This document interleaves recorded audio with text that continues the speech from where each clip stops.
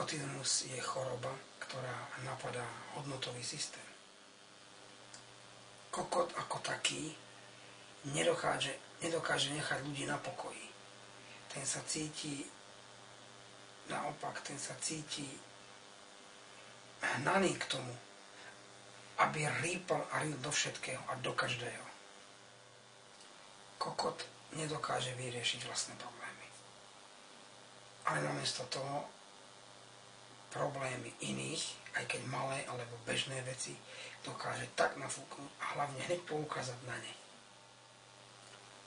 Kokot je skrátka človek, ktorý pácha špatné veci, ktorý ich pácha špatne a má na to špatné dôvody.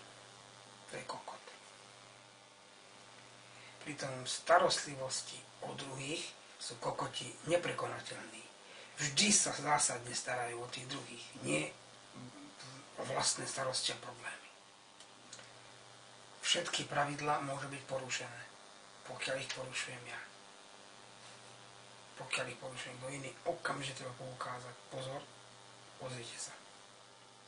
Hlavne všetky problémy zavedil niekto iný.